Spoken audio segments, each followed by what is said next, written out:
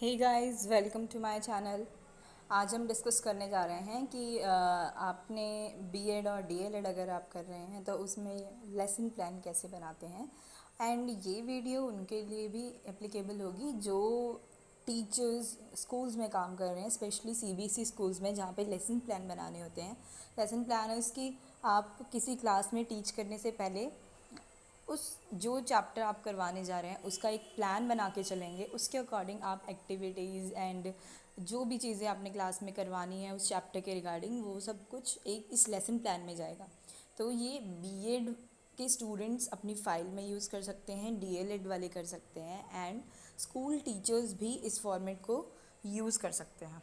तो हम देखते हैं, हम मैथ्स की का लेसन प्लान देखेंगे। ये मैथ्स का लेसन प्लान क्लास फोर्थ का है जो कि नंबर सिस्टम चैप्टर पे है। आप देख सकते हैं स्टार्टिंग में हमने एक कोटेशन लिख दी। कोटेशंस लिखना ज़रूरी नहीं है बट ये एक अच्छा इम्पैक्ट डालता है लेसन प्लान की स्टार्टिंग में। उसके बाद आप सब्जेक्ट लिखेंगे, क्लास लिखेंगे एंड ड्यूरेशन। ड्यूरेशन का मीनिंग कि कितने दिन लगेंगे। जैसे मैंने यहाँ पे लिखा है कि 10 पीरियड्स लगेंगे। 10 पीरियड्स में 10 एक पीरियड एक दिन में होता है तो 10 पीरियड्स लगेंगे, 45 डेज, 45 मिनट का ईच पीरियड। उसके बाद ऑब्जेक्टिव लिखना है। ये जनरल ऑब्जेक्टिव हम नहीं लिखते हैं, यहाँ पे स्पेसिफिक ऑब्जेक्टिव लिखते हैं कि स्टूडेंट को इस चैप्टर से क्या बेनिफिट होगा। तो students will be able to make learn numbers up to, वो यहाँ तक नंबर सीखेंगे इस चैप्टर में। ये इन टू सेकेंड पॉइंट लिखा है to learn Indian and international number system, वो इंडियन एंड इंटरनेशनल सिस्टम का कॉन्सेप्ट समझेंगे। And third is to recognise place value and face value of a number, तो वो place value and face value of number के बारे में भी समझेंगे। उसके बाद हम प्रीवियस नॉलेज लिखेंगे। प्रीवियस नॉलेज आपको पता है कि हमें स्टूडेंट्स को पढ़ाते वक्त उनकी प्रीवियस नॉलेज को भी ध्यान में रखना होता है कि उन्हें कितना आता है इस चैप्टर में जो दिया हुआ है, वो प्रीवियस नॉलेज को कितना कनेक्ट कर पा रहे हैं। तो इसमें प्रीवियस नॉलेज हम क्या लिख रहे हैं कि उनको एटलीस्ट 10 तक मल्टीप्लिकेशन टेबल्स आते हों, एडिशन एंड सब्सट्रैक्शन आती हो, नेचुरल नंबर्स की मल्टीप्लिकेशन आती हो एंड उन्हें at least place value up to 100 तक पता हो। उसके बाद मटेरियल रिक्वायर्ड इसमें कुछ जो भी आप स्पेसिफिक चीज़ें यूज़ कर रहे हैं, चॉक, डस्टर, ब्लैक बोर्ड और ग्रीन बोर्ड, ये सब तो जनरल चीज़ें यूज़ हो जाती है। कुछ एक्स्ट्रा यूज़ कर रहे हैं तो आप वहाँ पे लिख सकते हैं, जैसे इसमें मेंशन है abacus and math sticks etcetera. आगे टीचिंग मेथड क्या होगा। टीचिंग मेथड बहुत तरीके के होते हैं। आप क्या कौन सी लेसन में कैसा मेथड यूज़ करने वाले हैं आप वहाँ लिखेंगे। जैसे इस चैप्टर में डेमोन्स्ट्रेशन मेथड और क्वेश्चनरी मेथड यूज़ होगा। उसके बाद हम इंट्रोडक्शन में क्लास में जाते ही स्टूडेंट्स को पहले ही नहीं बता देते कि हम आज ये पढ़ेंगे। हम उनसे एक क्वेश्चन आंसर करते हैं जिसमें हम बच्चों की प्रीवियस नॉलेज को चेक करते हैं। उसके बाद फिर एक ऐसा क्वेश्चन पुट किया जाता है जहाँ पे बच्चे एक दो क्वेश्चन बताएंगे और थर्ड क्वेश्चन पे वो अटक जाएंगे।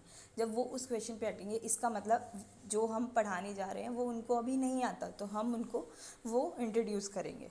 तो यहाँ पे टीचर्स ने क्वेश्चन पूछे, ये लिखे हुए हैं इसके आंसर। पहले दो क्वेश्चन के आंसर तो स्टूडेंट्स ने दिए बट थर्ड क्वेश्चन का आंसर वो नहीं दे पाए, तो उस पर लिख दिया प्रॉब्लमैटिक क्वेश्चन।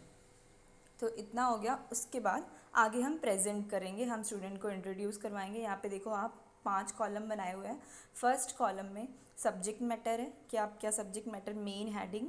फिर टीचर की एक्टिविटी क्या है, वो क्या एक्टिविटी करेगा साथ साथ में, और जब टीचर एक्टिविटी करेगा उसके सामने स्टूडेंट क्या रिएक्ट करेगा, क्या एक्टिविटी वो करेगा टीचर्स के साथ। और टीचिंग एड या ग्रीन बोर्ड यूज़ कर रहे हैं, बोर्ड यूज़ करें तो आप उस पर क्या लिख रहे हैं, ये सारी चीज़ें एक ब्लैक चार्ट कट करके हम लिख देते हैं। ये मेंशन किया जाता है कि लगे कि ये बोर्ड पे टीचर लिख रहा है साथ साथ में।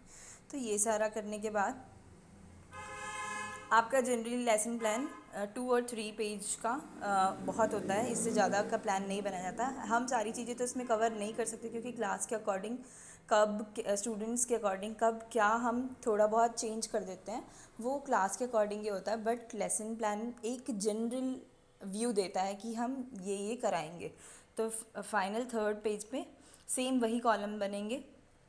प्रेजेंटेशन के 4 subject matter, teachers activity, students activity and teaching add जो यूज़ हो रही है, ये सारा करवा के जब आपका चैप्टर ख़त्म हो गया, लास्ट में आपने बच्चों को होमवर्क ज़रूर देना है। अगर आप पूरा करवा देते हैं और होमवर्क नहीं देते, बच्चों की रिवीजन नहीं होती, तो फिर वो सब कुछ ब्लैंक हो जाता है जो आपने पूरी मेहनत की होती है। तो होमवर्क इज़ मस्ट। तो आप होमवर्क देंगे, लास्ट में आपने होमवर्क लिख देना है। होमवर्क से पहले आप एक चीज़ और कर सकते हैं, उनसे क्वेश्चन आंसर पुट कर सकते हैं जो आपने समझाया है कि उनको कितनी समझ हुई उस चैप्टर की या नहीं हुई। ठीक है, थैंक यू।